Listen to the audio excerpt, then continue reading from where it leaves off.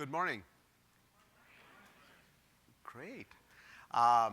Did everybody like the keynote? It was amazing, wasn't it? It was about people, it was about connecting. And what I'd like to share today is how do you connect with executives? Because ultimately, they're going to fund you and give you the resource to make all of your vision come true. So I'm going to lead with this summary of what I'm going to say, because if you decide to leave, you at least know the key point. The trick to communicating to executives is to reframe it for their gain. And trust me, they will listen to you. It took me 5 years managing a portfolio of over 125 products, a team of over 400 people, to start to figure out how to crack this nut. And what I'd like to do today is to actually share some of my mistakes, some of my learnings, so that you can do the same, and hopefully in a lot shorter period of time. Now, when I was thinking about this talk, I really was reminded of this quote from Steve Jobs. And the reason is it's about connecting the dots. I'm going to talk about 3 stories, and while they will look sort of simple and all well put together, at that point in time, it was actually pretty chaotic. And I really did not have a good barometer whether these would work or not work. But I'd also like to focus on the last part of the code, which is really around building trust and having the internal vision to sort of put this forward. What I found being in this type of a role is you're often bombarded with very, very competing priorities. And if you're being bombarded with competing priorities, you need a way to actually systematically figure out what you should do first and not. So I'm going to also present a framework that has really helped me in my journey, and hopefully that'll help you. So a little bit more about myself. My name is Dutta. I have been in Google for 6 years, and 5 of them have been in the role of operations and so on and so forth. Prior to Google, I worked in various companies, large and small. I've also had the extreme pleasure of being in global companies, although my current role is mostly focused on Americas. I have a little bit of a different background than perhaps a lot of folks in customer success and so on and so forth. It's a new area. And prior to Google, I had never done this role. This was my first gig at doing this. In fact, prior to Google, I was actually in engineering, doing product management, marketing, in Silicon Valley talk, all the cool things that drive growth. And I came to Google, and I did a real hard pivot into operations. What I observed over the years was the trajectory of hypergrowth or growth leaves a trail of operational debris. And the problem is, the faster you grow, the bigger these problems become. Now, as obvious it is to me, why is it so hard to justify this to our executives? Because after all, if your customers are happy, if you're able to do more, you would probably be able to have amazing customer retention. You'd probably be able to have a good brand for your product, and you can ask for more dollars. This sounds like a very, very obvious thing to do. So why is it not that obvious? I think there's several reasons. What I have observed are probably can be summarized in 3 big points. Number 1, people are busy. Executives are even busier than other folks. So they don't simply have the time to actually understand, parse a lot of this stuff. Number 2, how many people have said they work something around customer? And I don't know about other people, but for me, somebody's invariably asked me, so do you manage a contact center? Or some version thereof. There is a deep existing bias around what customer-related functions look like. And that doesn't help us because when you talk to an executive, that's the base that they're coming from. Last but not the least, and this was touched upon a little bit in one of the keynote topics, we know our world the best, but customer success is still a very emerging function. The practice and the discipline is still sort of being formed as we speak. As a result, a lot of executives don't really know what to expect from the organization. They know what to expect from sales, they know what to expect from marketing, but they don't necessarily know what to expect. And all of these together basically come together in sort of a problem around why people have a hard time funding customer success organizations. So let me do a quick show of hands. How many people here believe we are in the business of solving customer problems? Okay, quite a few. I think I'd like to add a nuance to it. And the nuance is, I think we're in the business of solving customer problems, but the ones that impact the business. Because here is where the actual sort of the rubber meets the road. So I'd just like you to park that impacts the business piece. And I'm going to take you on a journey. It's my journey. I'm sure all of you would have similar but different stories of how to move customer success from being a reactive function to a proactive function. I got lucky. I was presented with a burning problem when I started this role. A year into Google, there was a big challenge around our sales folks being very disappointed with the type of support they were getting for product-related questions. Now, the specific scenario was, towards the end of any sales, customers would typically ask us questions around the product. And my team, or the team I was inheriting, was responsible for answering those questions. The average time to close the deal was around 3 days. It would take us around 5 days to answer these questions. Now, it's not because the team was bad or anything like that. These were actually super hard questions. They required talking to multiple folks. And what we realized was, it may sound like, okay, some customers are doing it and some customers maybe not getting the answers. It was actually a very big problem. There were about 1,000 questions a week. In a year, about 50,000 questions, and roughly half of them were not getting answered. That is 25,000 opportunities to not engage with a customer. That is 25,000 opportunities where we are failing to deliver what we are saying we can do as Google, as their business partner.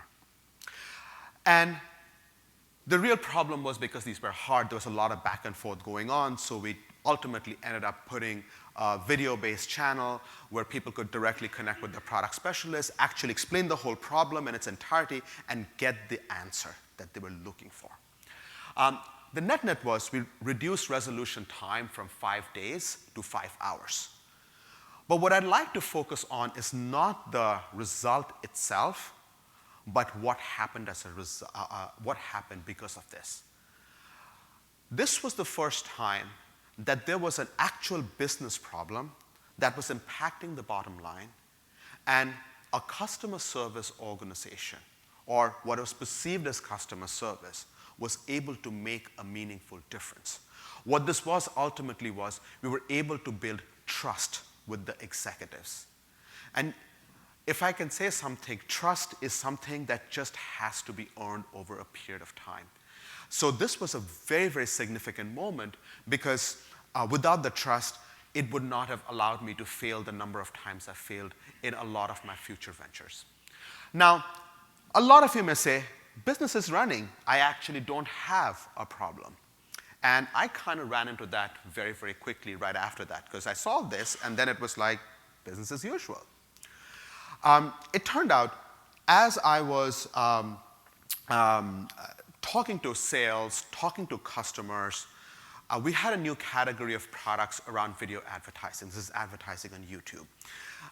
As we were increasing the ad load on YouTube, people were, generally not being very happy. They were like, meh, it's not really good. I had billing issues. I had this issue. I had that issue. Me and my team, we dug in, and we found a solution. It was very simple. Video advertising was a very new product. People did not understand what to do with it. They were used to buying on TV. And they basically said, basically for me, it was like, oh, we know what to do. People don't know how to use the product. We should put an implementation team that will work with the customers, get them, train them so that they can become self-service. And lo and behold, the problem is solved. So being the engineer, which is by training what I am, I found a solution. I went and I made a pitch. How many people think I got funding for that? Yes. I did not get funding. In fact, I tried it 2 other times, and I failed miserably. And what was interesting was I was focusing on the wrong thing. The actual problem was not asking for an implementation team.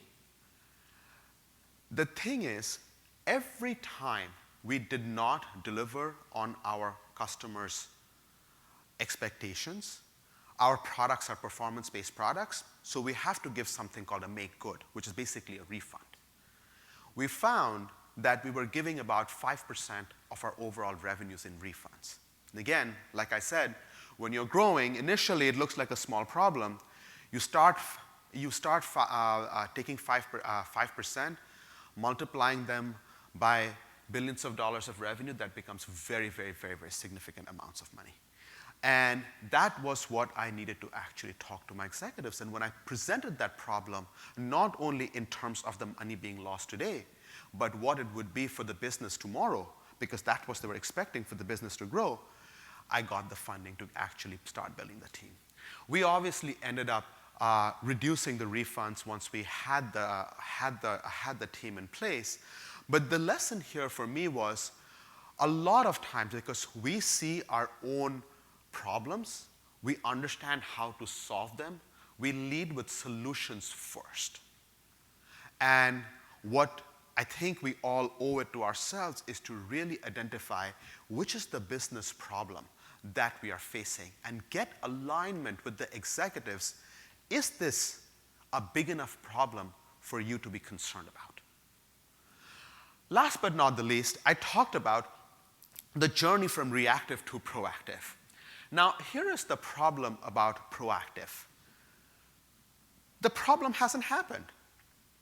And I mean, I wish I was Marty McFly from Back to the Future, right?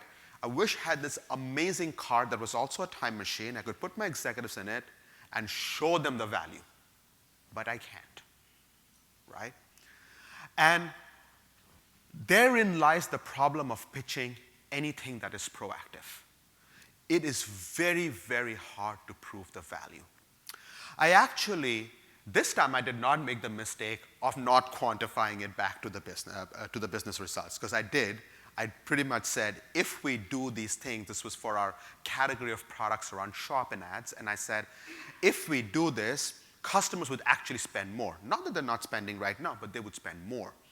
And what I ended up doing was actually taking a page out of my engineering days and constructing an A/B test. Simply put, it's an experiment in which you find similar types of customers. For one of them, you do what you say you're going to do, and for the other, you don't. And then over a period of time, you see what the results are. And when we ran the experiment, we found that campaign performance, which is how we measure success for our customers, which they're able to get the reach, the conversions, and all of that kind of good stuff, we knew that we were able to make a big dent. We rolled that out globally, and overall, for this category of products, we were able to improve our customers' success metrics by over 35%. Our upsell rates increased, and obviously we were able to go and ask for a lot of money from the customers. We're happy with our products. Net for this was, for any kind of proactive services, regardless of how amazing that concept is and how obvious that is, if you want to get funding, if you want to get buy-in, you have to prove the value. And think about using very well-defined experiments, which are not that resource intensive, to actually show the value to your executives. Now, as I said, all of this looks nice and looks kind of sequential and nicely packaged. I can tell you that was not how this all, that's not how this was. I had fires from very, very large advertisers and agencies. My own management team was saying we need to cut costs. The executives that I would partner with would often say things like, hey, you should do more cool things and more thought leadership type things. So what I wanted to sort of do a little bit of a pivot is, how do you go about prioritizing? Because at any given point in time, you can solve hundreds of problems that are going on in your organization. And what I found was a little bit of nugget in motivational theory. A lot of you may already know this. This is the Maslow's hierarchy of needs. Simply stated, people are motivated by different needs. And customers are people, right? So they're motivated by different needs too.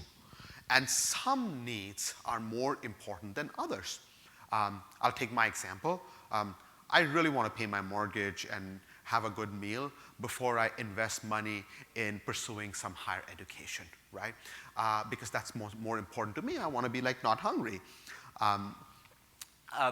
Similarly, if you think from a customer's perspective, there are some basic needs.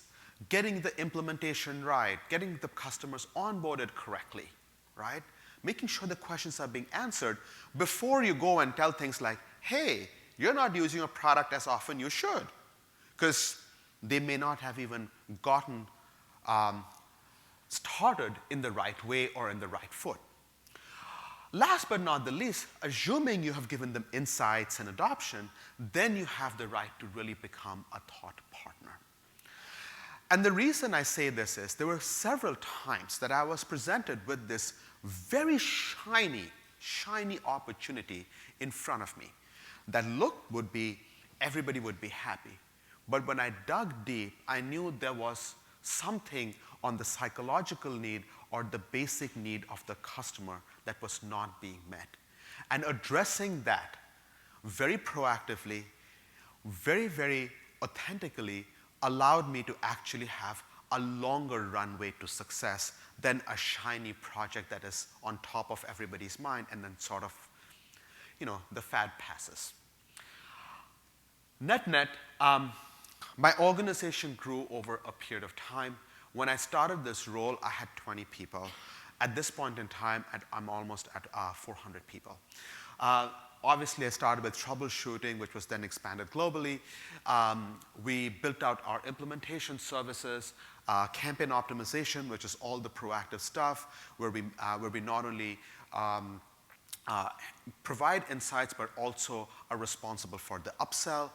We have now started investing a lot in solution engineering and insights so that we can really, really become thought partners with our customers. My journey was really to improve customer satisfaction and make sure that Google customers ultimately trusted Google and want to do business with Google more and more in the future. What I'd encourage all of you to really do is to take a step back and map out what your journey is and ask the questions. Have you taken steps to actually build trust with your executives?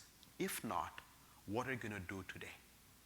Is there a burning problem that you need to focus on? It may be not fun, but is that what you need to focus on?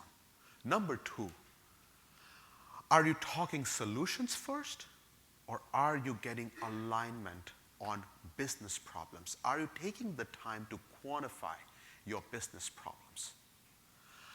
Last but not the least, if you're pitching proactive services, have you constructed experiments that show the value in a small scale today before making that ask for more headcount, more budget for the future?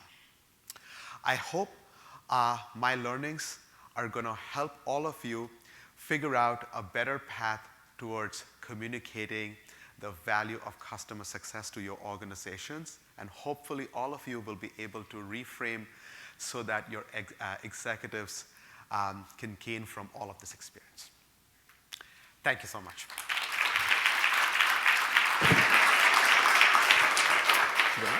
Thank you, Dutta. Does anybody have any questions? We actually have a few minutes. I'm just going to walk the microphones over.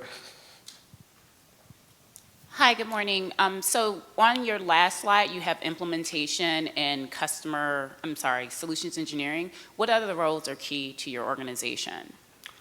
So the question is, I have two different organizations and why they are different? Well, what roles are involved in your organization beyond implementation and solutions engineering, or is that it? That is what we have sort of decided to focus on primarily. And the reason is very, very simple. There were many other types of services that we were providing, and what we realized was the part I talked about, focus on ones that really impact the business. Mm-hmm. There were other services that we figured we were better off partnering with either third-party folks and so on and so forth, or absolutely outsourcing that completely, because it was just not something that we could either do from a cost basis in a sustainable manner, or it was just not something that would be our core competency in the long run. Okay, and which one of those roles are responsible for upselling? The campaign optimizations are responsible for upselling, as well as the solution engineers. Okay, I think you have a question?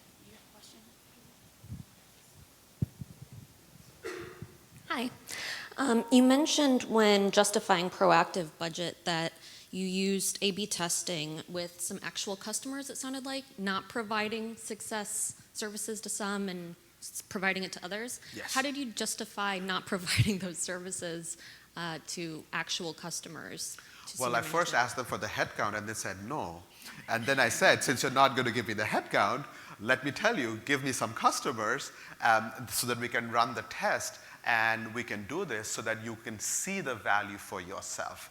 And then obviously there was any kind of investment, right? Like, people want to see that you're going to see some results, because there are lots of good ideas. It's not about the good ideas, it's can you actually execute on those ideas, right? And even as we did this, we had quite a few fits and starts around our original hypothesis was one, and then we iterated on it several times before we perfected the actual formula.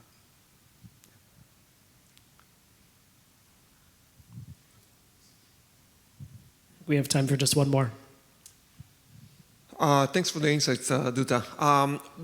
You mentioned asking for headcount. One of the, I believe that all of us are struggling with is the ratio between okay, how many I need? I need one per $1 million of revenue or per number of customers. And I know it's different from company to company. Any insights about that? How do you know how many to ask for? So I'll put it in two ways. We try to keep our costs at probably half of the run rate of our revenue at any given point in time. Typically, we try to keep it at the 20-30% range. And the reason is because if you're growing at a very fast rate, if your costs kind of go out of line, it'll just go out of line very, very fast. So we try to really cap no more than probably 50% for our very, very growing segments, and probably very on the lower side of the 20s for the more sort of established businesses. Thank you. If we can get one more round of applause for Dutta.